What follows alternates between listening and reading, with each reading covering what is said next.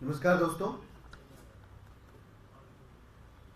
अरविंद केजरीवाल जी नाम का जो उम्मीद और हौसलों का दिया है वो भारतीय जनता पार्टी की तमाम तूफानी साजिशों के बावजूद रोशन है। तो इसलिए कि उस दिए की हिफाजत देश की जनता की दुआएं कर रही है, ईश्वर का आशीर्वाद कर रहा है। फिर भी डायबिटीज एक ऐसी बीमारी है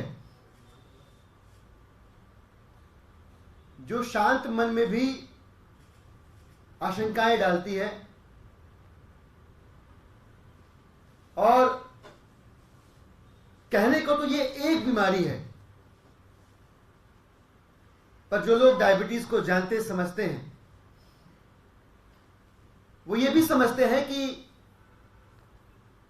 यह एक बीमारी नहीं बल्कि अगर काबू से बाहर जाए तो कई बीमारियों को शरीर में घुसने का दरवाजा बन जाती है। हम सब जानते हैं अरविंद केजरीवाल जी लंबे समय से सीवियर डायबिटीज से पीड़ित है, परेशान है और ऐसे में ईडी की गिरफ्तारी के बाद उनका डायबिटीज लेवल फ्लक्चुएट करके बहुत नीचे जाना उनके लिए जान का खतरा पैदा कर रहा।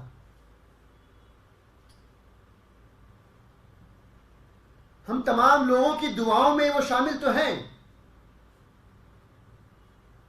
लेकिन पता नहीं किन दशाओं में, किन परिस्थितियों में, किस तरह के मानसिक दबाव में उनका शरीर गुजर रहा है कि पिछले 12 दिनों के अंदर उनका वजन भी गिरा और ईडी की कस्टडी में उनका डायबिटीज लेवल ड्रॉप होकर 46 तक पहुंच गया, जो बहुत डेंजरस लेवल होता है। मेरी मां को भी डायबिटीज है। मैं प्रार्थना करता हूं कि छोटी मोटी बीमारियां तो लगी रहेंगी जीवन में, पर मधुमेह जैसी, डायबिटीज जैसी बीमारी किसी को ना हो, क्योंकि 46 अगर किसी का डायबिटीज लेवल जाता है, ड्रॉप होता है, तो डॉक्टर आश्चर्य करते हैं कि व्यक्ति जीवित कैसे है। ये जान का खतरा है।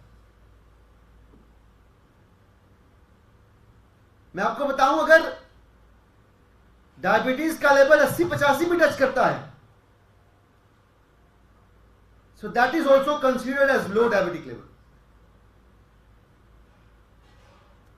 आम आदमी पार्टी के विधायक, नेता, मंत्री, कार्यकर्ता,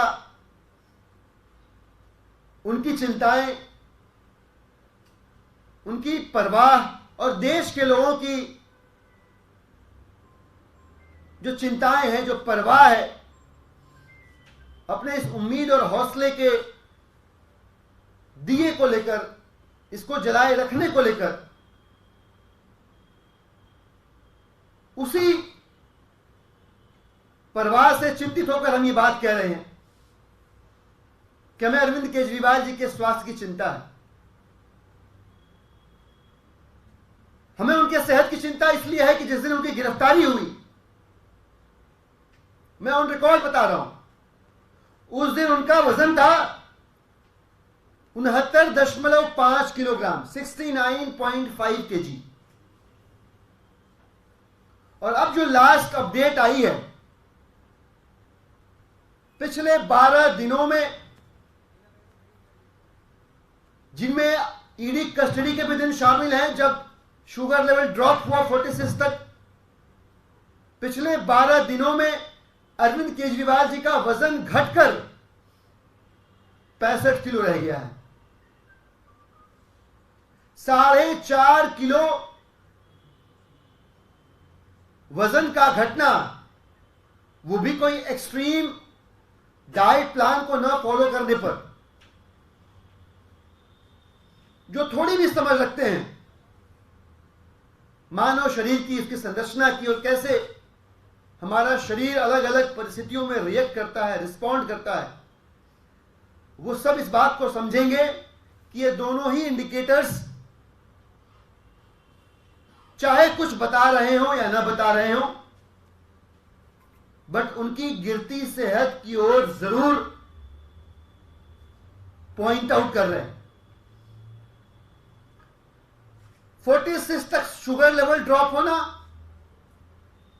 और without any extreme measures of diet 4.5 kilo 12 दिनों में वजन का घट जाना, हमें भय है भारतीय जनता पार्टी अपने राजनीतिक हितों को साधने के लिए कुछ भी कर सकती है, क्योंकि हम जानते हैं कि ऊपर उठने की महानता की सीमा तो होती है,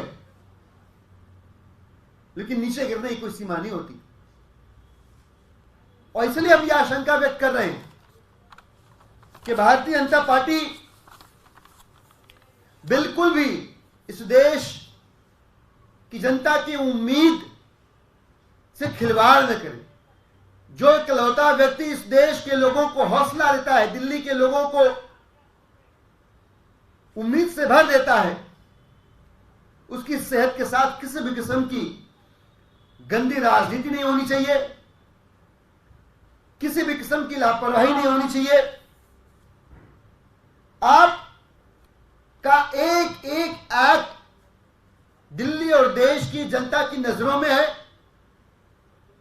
और आपके व्यवहार में किसी भी किस्म का ओछापन या हल्कापन न तो बर्दाश्त किया जाएगा न बख्शा जाएगा। धन्यवाद।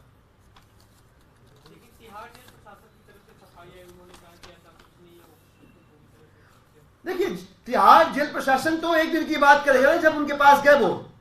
हम बात कर रहे हैं जिस दिन उनकी गिरफ्तारी हुई तब से लेके और लास्ट अपडेट आने तक, और ये ऑन रिकॉर्ड है।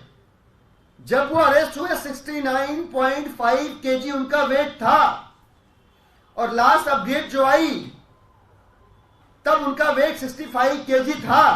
ये 4.5 किलो जो वजन कम हुआ है, इससे कोई भी प्रशासन, कोई भी व्यक्ति झुठला नहीं सकता। और यही हमारी चिंता का वजह है।